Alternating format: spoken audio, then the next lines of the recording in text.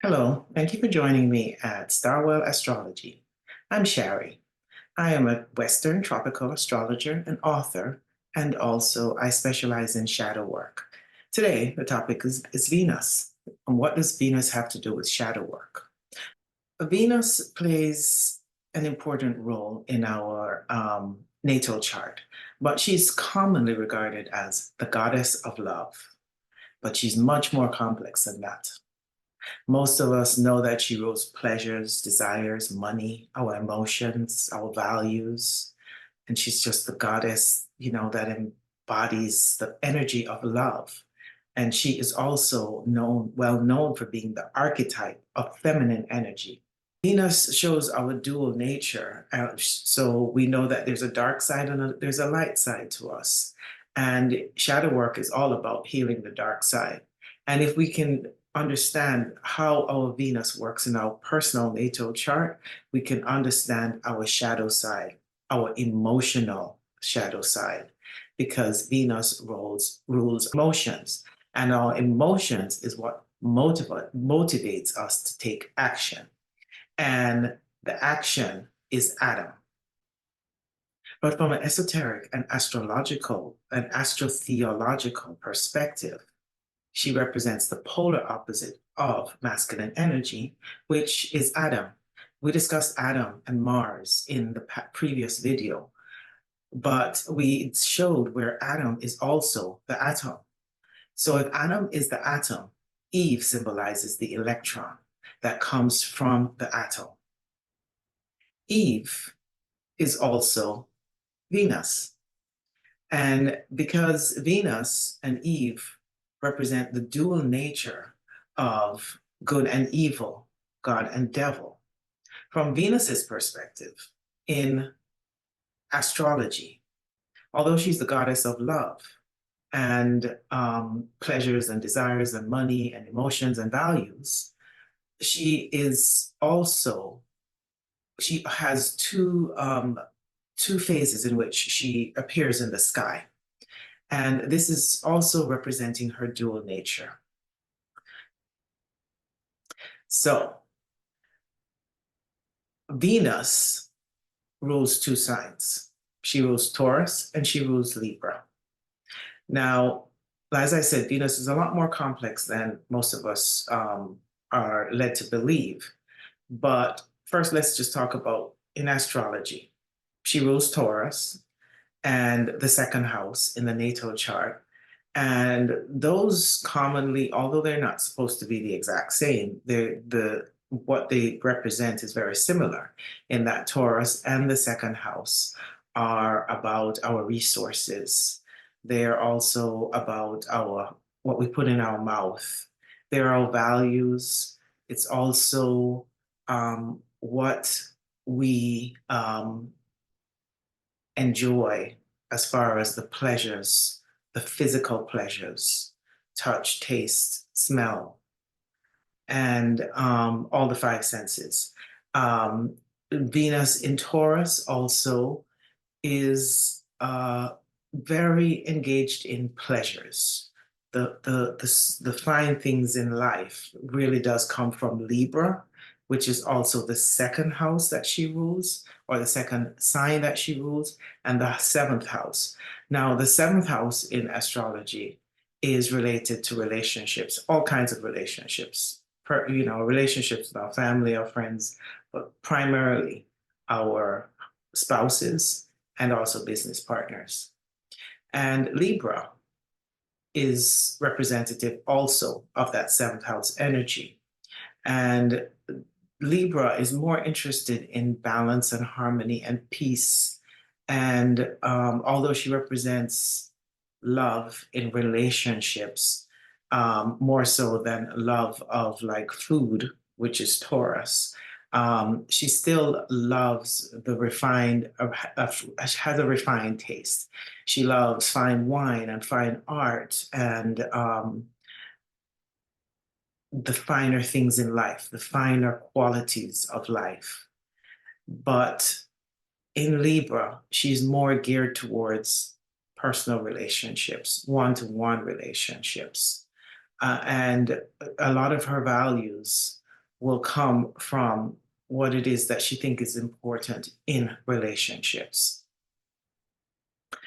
Now, the difference also too is that in Taurus, she rules resources, like things that we can tangibly hold on to as something that we think is resourceful to us, such as a home, a car, land, physical things. In Libra, she would more be holding on to things like memories, sentimental memories, or expensive wine or fine art. But either way, she likes the idea of having a value, having values, whether it's physical values or personal values. She also represents our personal values, our self-worth. And from this perspective, because remember now, Venus is our emotions and the things that we desire. So, from our own personal values, how we value ourselves and our emotional connection to how we value ourselves is related to Venus in our natal chart. So, as I said, Mars is how we're willing to act, and Venus will show us our motivations, our emotional motivations to take action. Without some kind of emotional motivation, we are not likely to act. So, Venus is an important trigger for Mars. Otherwise, Mars would not necessarily act. In other words, it's Venus that allows us to want to please our senses. For example, we get hungry.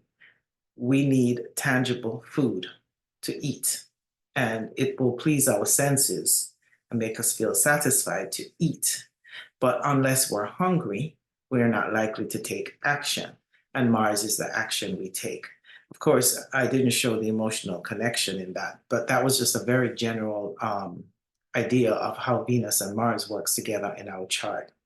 So as I said, Venus, especially when it comes to Libra, it's very dedicated towards peace, love, harmony, beauty, finding the balance in a relationship, wanting to have equality in a relationship, or seeing things equally. So Venus in our natal chart will show us also on a more superficial level what we are tempted to desire, long for, and may even be greedy about, such as money and material possessions.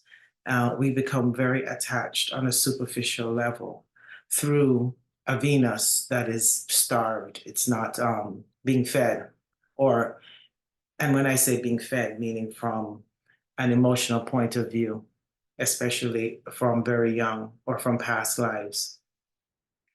So Venus in our natal chart can also indicate this. Now, as I said before, Venus has many sides to her. She's not as simple and as direct as Mars was. And I am not to say Mars is simple either, but he's more straightforward. With Venus, she has layers. For example, she has a specific path in the sky, and she makes a shape of a pentagram, a five-pointed star in the sky, where she goes into retrograde and then direct as she follows a loop in the sky, where sometimes she's closer to the earth and sometimes she's further away from the earth. When she's closest to the earth, she's considered the morning star. And this is when she shines like a diamond right before sunrise. And she is very dynamic in this energy. She's more immature, but very warrior-like, but still in her feminine phase. And in the evening star, she is further away from Earth, but she is more seen as a celestial goddess. She's very spiritually focused, more loving, and a lot more mature. So these are the two phases of Venus. when it comes to morning and evening star. And although this is not necessarily speaking about the natal Venus in our chart, this is just showing an added layer of the complexity of Venus in general. Now, back to looking at her actual placement in our chart, which is very different from a Venus star point, where with the pentagram in the sky, where she's going retrograde and direct, and she becomes an evening and a morning star.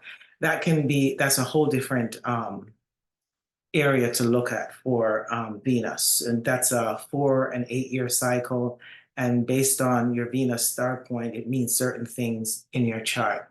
But that's not what this video is about. I just wanted to demonstrate that she is a lot more complex than we would necessarily see her as. Now, back to her natal chart. For her in our natal chart. So in our natal chart, like I said, she can be on the dark side. She's a temptress because she can be lustful and vain and jealous, because she can be over superficial, wanting an overabundance of things, never quite pleased with the things that she has. This is a side of Venus that most of us don't talk about, but this is not her less than pleasant side. So in a previous video, I spoke about the moon, and I mentioned that the moon is not really our emotions, even though a lot of astrologers will simplify things by saying it is our emotions. But the moon is more the filter for our emotions. Our emotions must get through the barrier of our moon. And the reason I say barrier is because the moon is more our conditioned beliefs. And our conditioned beliefs come from how we're programmed to experience our reality. And how we're programmed to experience our reality does come from our emotions. Now, this is where Venus comes in. She is the actual emotions behind the scenes that gets filtered through the moon. And we experience our emotions based on conditioning through the moon. And then Venus is how we express it, and based on what we feel motivated by. And Mars is how we take action. So the moon needs us to feel safe emotionally, but Venus is just identified with our emotions. So the Venus will show us what and who we love and what we take pleasure in. Instead, the moon will just wants to feel safe and comfortable. Now, there's also something that said where if you really want to get to know someone, get to know their moon, because if you know their moon, you're really understanding the deepest part of that person, because the moon is a very private place, because the moon rules, the people you're closest to, which is usually your family members, your mother, your father, your siblings, the people that you grow up with that would know everything about you. And they're the ones that you would likely be the most comfortable with to be yourself 100%. So if you can understand someone's moon in their natal chart, you're really having a very good understanding of that person. However, if you want to know how to romance someone, make them feel happy and enjoy the pleasures of life, then get to know their Venus. Because Venus will show what they love, what they feel passionate about, what their desires are, and you can light up that person's world on a more superficial level, though, through Venus. Unless you start to do shadow work and understand the shadow side of that Venus, because then you're really tapping into the emotional connections that Venus will have to the moon that's being filtered into the reality. And then how Mars will take action based on the motivations of Venus as she's filtered through the moon. What feels safe, what does not feel safe, what feels comfortable, what does not feel comfortable. The moon does that.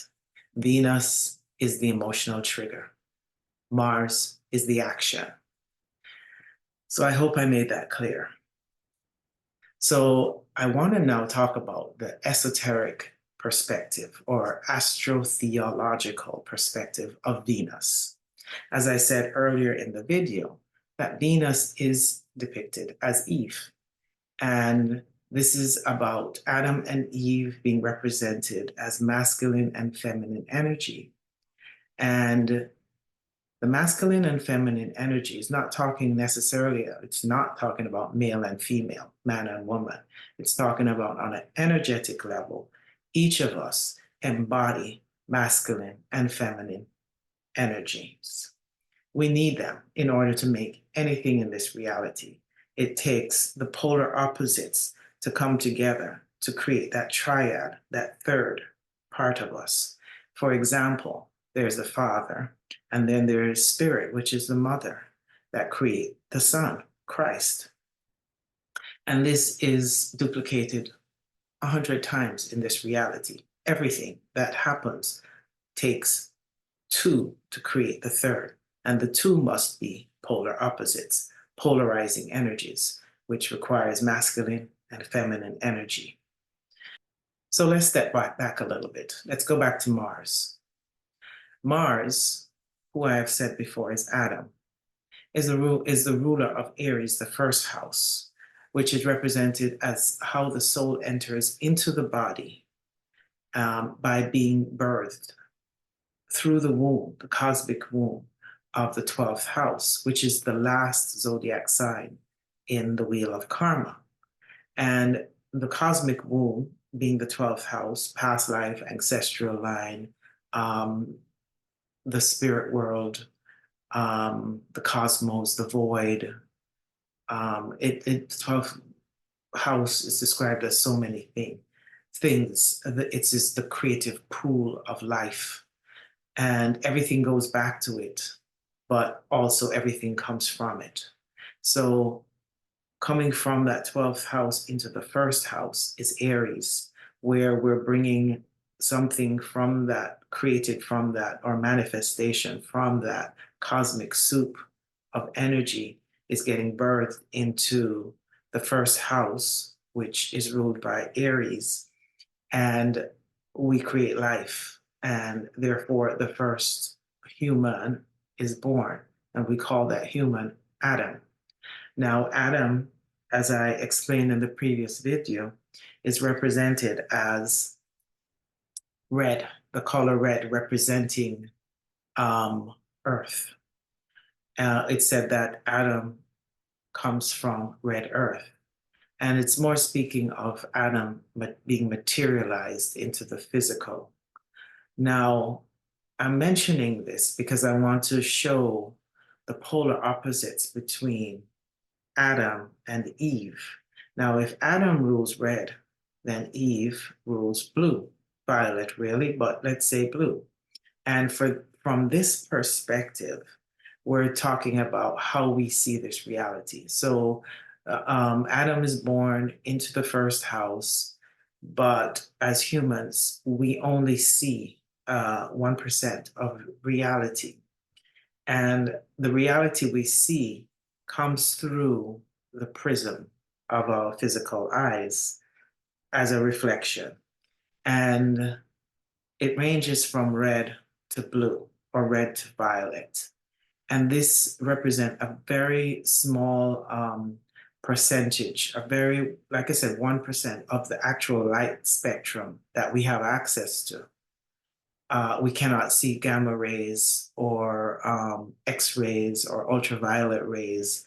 We can only see the seven primary colors. And these seven primary colors are represented in the rainbow. They're represented in the seven chakras in the body. And they are also a blending of everything we see in this reality is a blending of all those seven colors, always. So, as I said, the Adam is represented as red and Eve is represented as blue. And you can see this through our reality because everything is red shift, blue shift. Now, there is someone called Santos Bonacci who does a fantastic job of explaining this.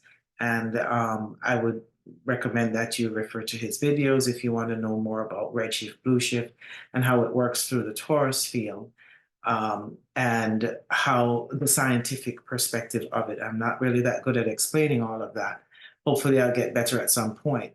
But for now, let's just understand that those are the two polarizing fields that we're working with in this reality. And it's shown in the red pill, the blue pill, the hot and cold, blue, red and blue, male, female, red and blue. We see this in examples all around us. So this is just demonstrating the polarity of the reality we're living in. Okay, I just wanted to add, I think I overlooked this part, but this is important because from an astrotheological perspective, also from the esoteric meaning of Venus, it also is represented esoterically.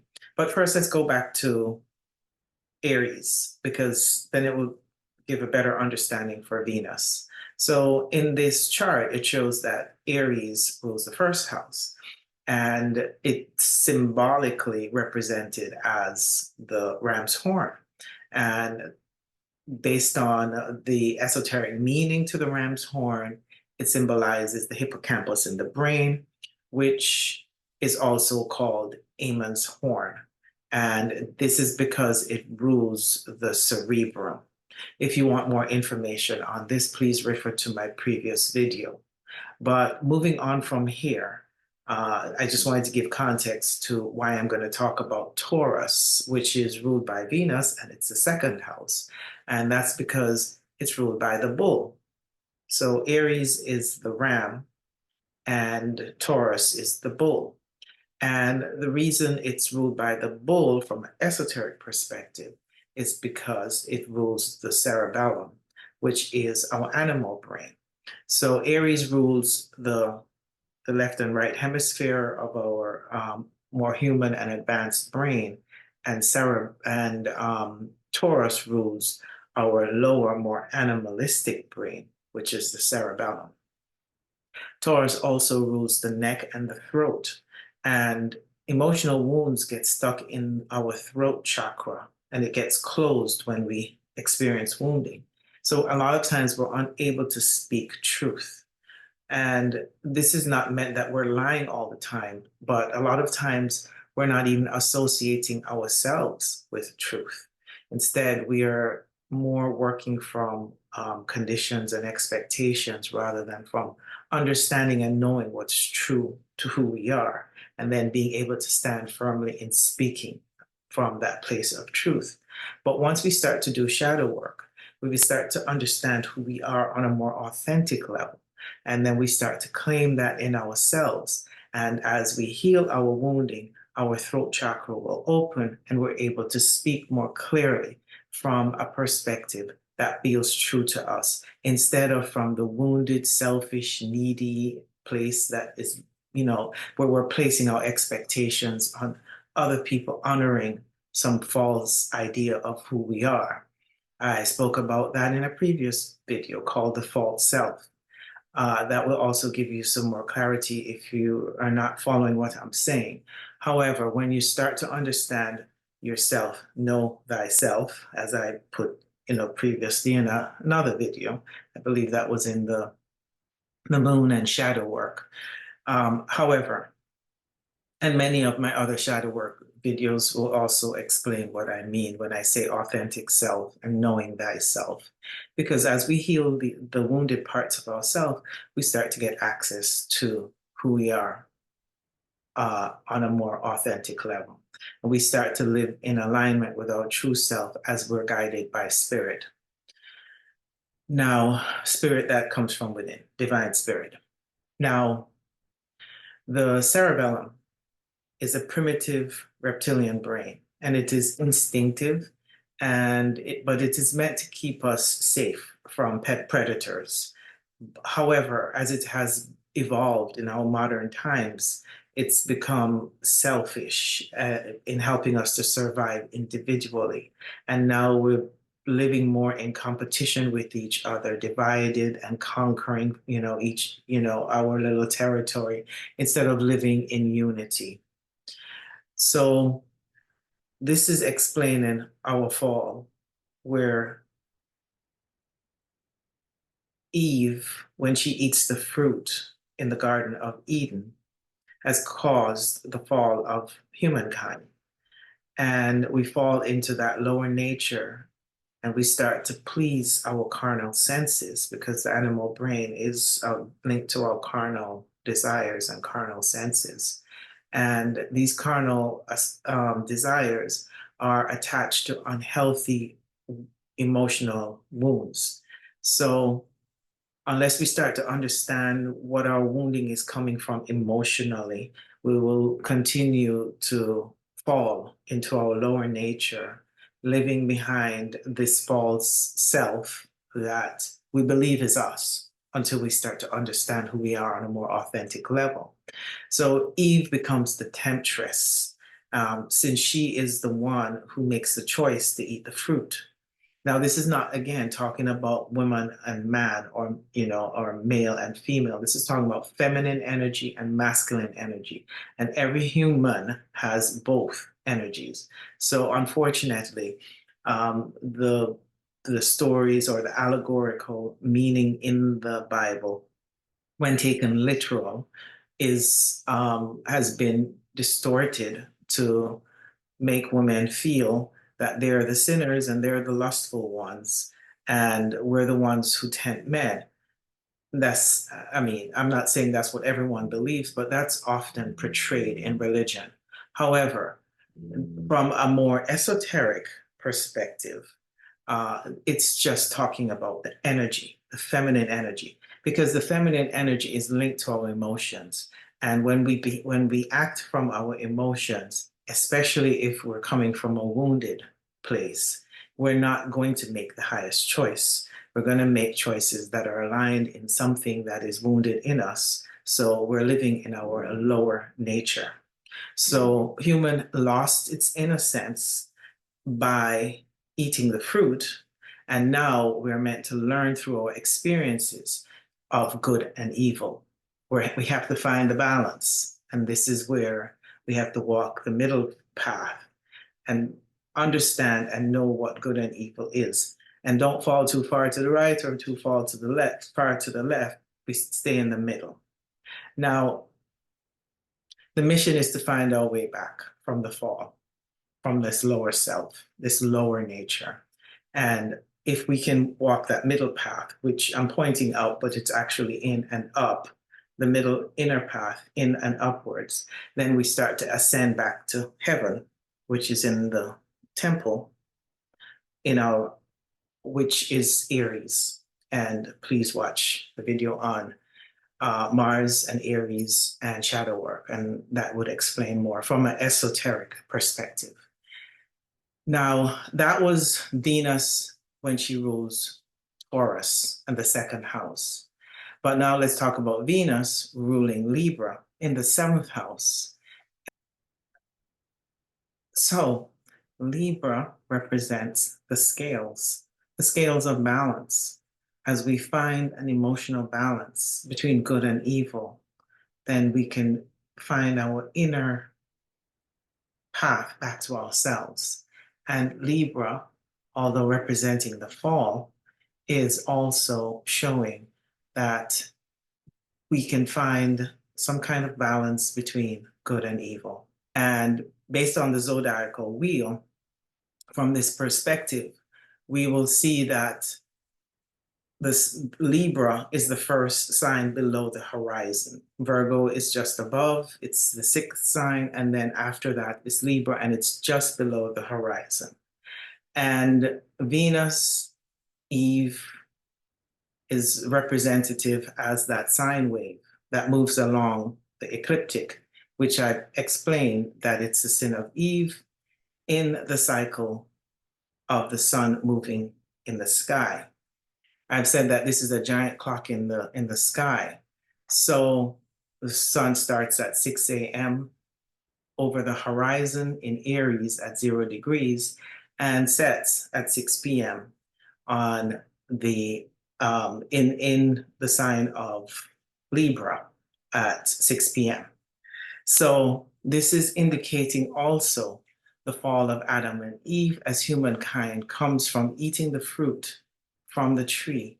And then the nervous system gets activated and we start to experience this reality through our nervous system. This is also representing the fall of Adam and Eve as humankind eats the fruit from the tree based on the temptation of Eve, and then we fall into our lower self because our nervous system gets activated and we begin to experience our reality through our five senses, our sense desires. And this ignites our animalistic brain or carnal nature. Another way that the sun is symbolically represented, or Venus is symbolically represented, is that also from the sun falling below the horizon, at least in the western sky, on a day-to-day basis, this is called nightfall, and yearly, from the Western perspective, is the season of fall. Adam represents the original humankind. And Adam represents atom, and he's the building block of the universe. So Aries is the masculine energy, so that Adam is the first human. And the atom, like I said, is the building block of this reality, and it's the positively charged part of the proton. And Eve is the negatively charged part of the electron. So in order to create this reality, it's built on atoms. It is the building block of this reality. And it's through these polar opposites that everything in this reality gets created. Now, Eve is seen as the one who is tempted by the serpent in the Garden of Eden. And the serpent was in the tree of knowledge. And Eve is the one who ate the forbidden fruit in the garden. So she is depicted as the one who invited in the desires of the flesh, or carnal desires, which gives us access to our five senses. And through our five senses, we gain knowledge about this reality. We gain knowledge through our experiences in this reality.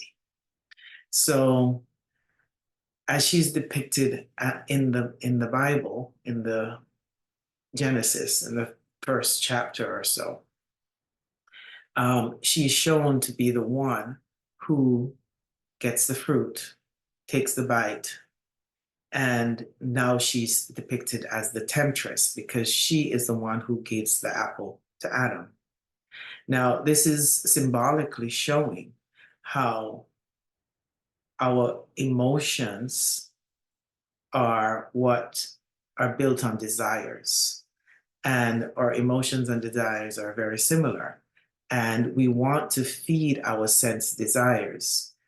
And there's usually an emotional motivation to take action. And Adam, him being the one who was given the fruit after she ate the fruit, is showing that she is the one who is the propeller, or the one who tempts, or the one who takes the first step to act on our experiences. Not really act, but to taste the sensations of this reality. And then because she gives Adam the apple second, he's the one who takes action.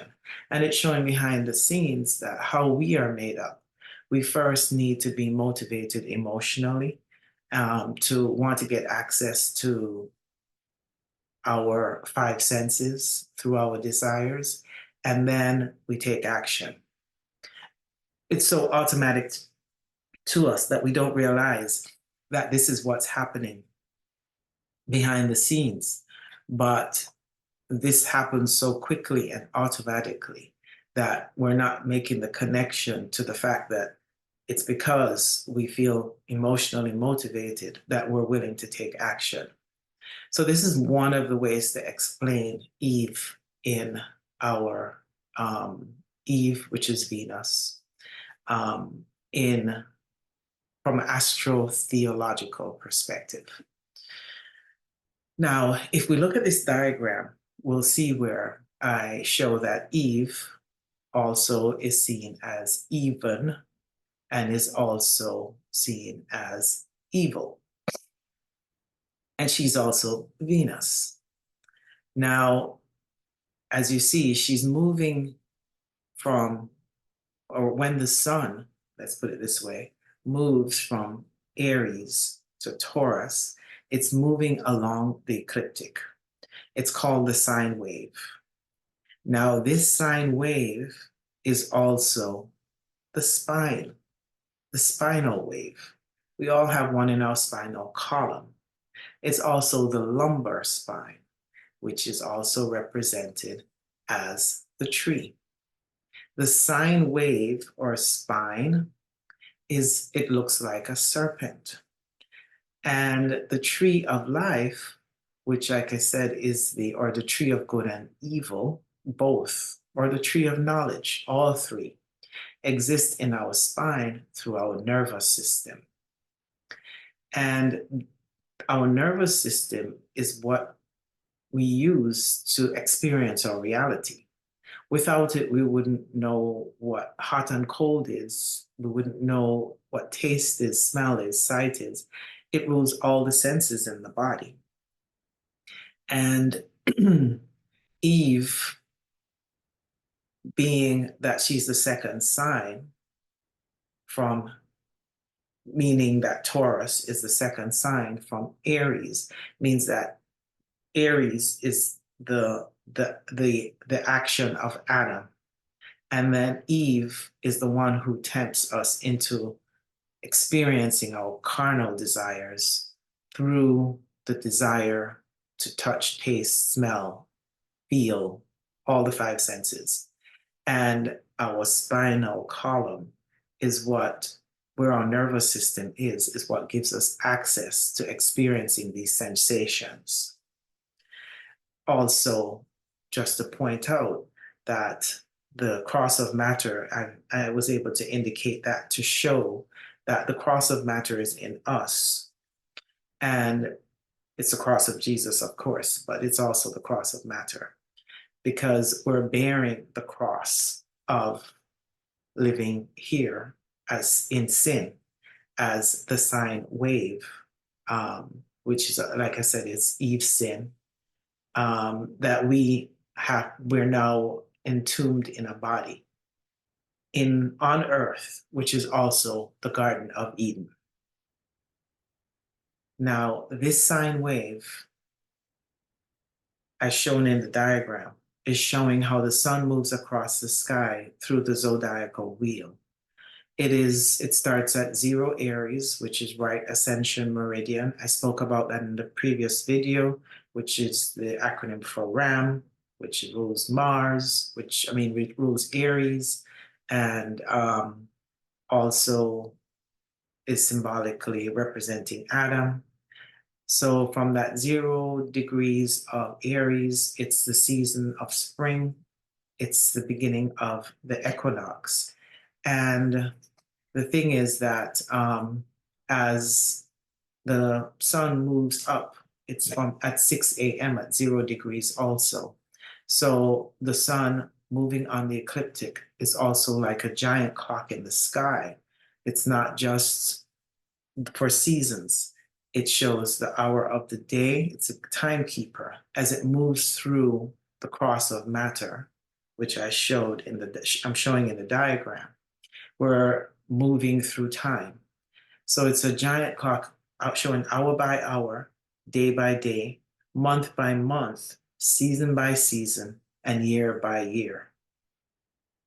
So this is showing that Eve is represented, like I said, as the sine wave or the sin of Eve.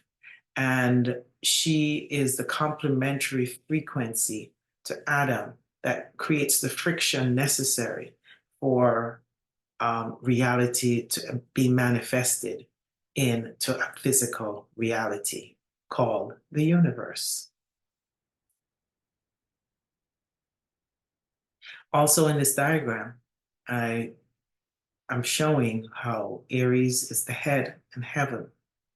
And that same plane of that I showed that was Earth, which is also the Garden of Eden, is where Leo is in the heart. And I will talk about that in another video when we do get to fifth house or somewhere down the line.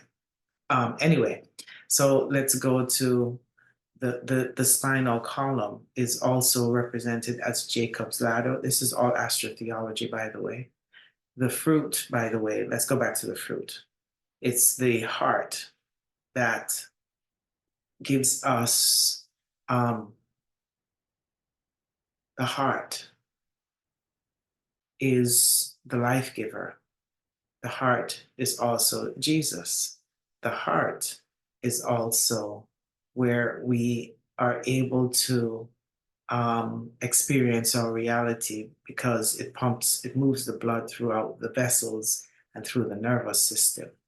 It works with the nervous system.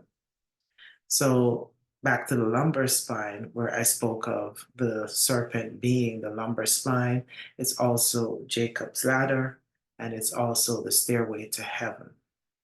And as you can see, I've depicted hell as in our root chakra, because of course that's our sex center. And we end up recreating and reproducing life um, through our genitals, and then in our womb, we bring new life into this reality, which entombs us on that cross of matter once again. And we repeat this cycle over and over again. And this is partly why, even though I am convinced that a lot of the Bible has been manipulated, but in general, the symbolic interpretations remain because they were encoded in such a way that even if things were changed, we would still get the deeper meaning, the esoteric or metaphysical meanings behind these stories. They can't be completely removed because they weren't meant to be literal, even though if you want to see it as literal, fine. But for deeper understandings, it is not necessarily, it needs to be understood at different layers. And I'm not saying this is the only interpretation of it, of this Garden of Eden. There are many. There are at least 7 that are respected layers of interpretation in the Bible. But going back to that, is that um, Eve's sin is represented through the bifurcation of white light. White light splits through the prism, or the sun gets refracted through the physical eyes, and we're fooled into thinking that this reality we perceive is actually real and tangible, but it's really a reflection of us through us. And nothing in this reality is actually solid. And as I've said, if you want to go research it for yourself, you'll see that it has been proven scientifically that everything is 99.9999 empty space. And therefore, although things may appear to be solid and physical, there's no such thing. So we are, however, programmed to be deceived by Eve, which is Venus, to participate in this reality in a way where we experience through our senses the sensations of this reality, and it hooks us in to it because we start to enjoy the pleasures that it will bring to us on a physical level, so much so that we get lost in it and we continue to reproduce and bring more life into this reality through us. However, that's the whole point of being born in this material matrix.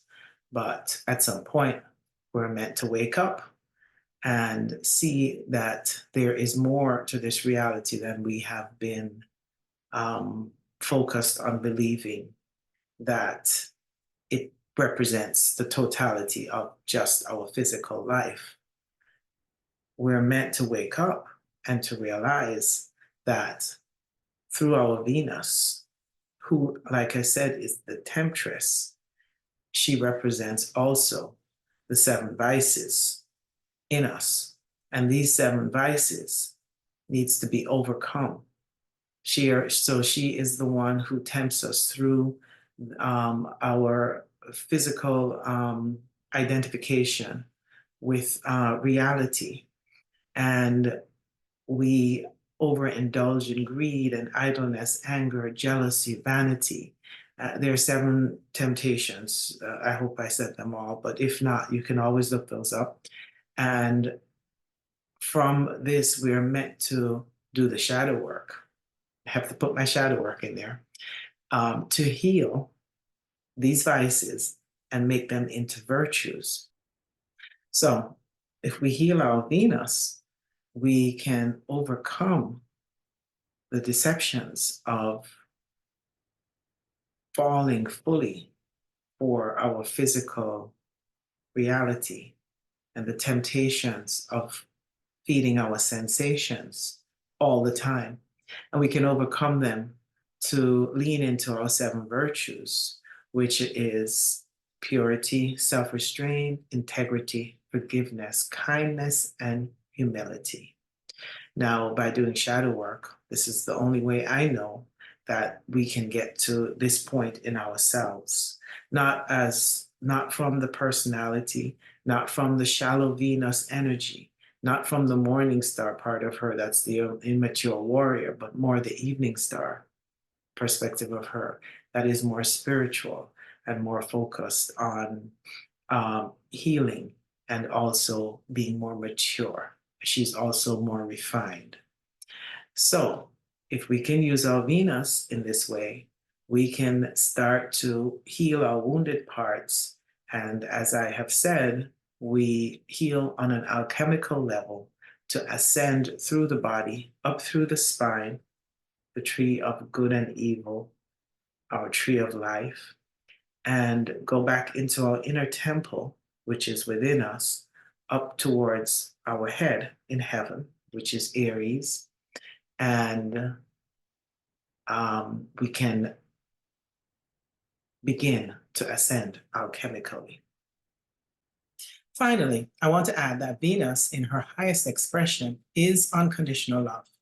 And because she is the goddess of love. We often think of her as our love for another. But in her highest expression, we show that she is the unconditional love that we have for ourselves first, in order to be that for another. Remember, she rules our emotions, and love is the highest vibrational frequency we can experience in this reality.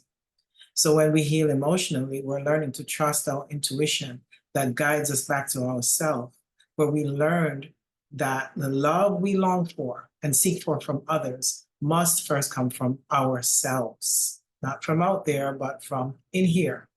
And we discover that the love, when reflected away from us, is used for seeking fulfillment that we feel is lacking inside of us. However, if we turn inwards and sit in the silent presence within us, we'll detect an inner yearning. And this yearning is when we start to understand that it's a desire to know thyself unconditionally. The inner yearning in this highest understanding is the yearning for God. But it's not for a God that we think is in the sky, but the God that exists within us, through us, and from us. And that's when we know that we are unconditional love. Venus in Libra is symbolized by the scales. And she's known for weighing and balancing everything. And what she is trying to weigh and balance is us finding the middle ground between our masculine and feminine energies. So, but if we learn to stay centered in our being, then we get to know that we are already pure peace, harmony, and love, which are all the words we use to describe Venus. Venus, as the feminine archetype within us, shows that unconditional love already exists within us, and it is our truest and deepest resource. Venus rules resources. So we no longer look for this to be met from an external experiences and desires for material things, possessions, or even the desire for another to love us in the way that we now know how to love ourselves. So understanding Venus in this way gets us in touch with the truest and deepest and purest essence of who we are, which is unconditional love. That's all I have on Venus today. Thank you for joining me. I hope you enjoyed that talk. And if you like this video, I hope you'll consider subscribing, liking, and sharing. This helps my channel to grow. Also, I am an astrologer, Western tropical astrologer, and if you're interested in readings, my information is below, as well as if you're interested in shadow work, I also do one-on-one consultations. Thank you for joining me, and again, don't forget to subscribe and like. Bye.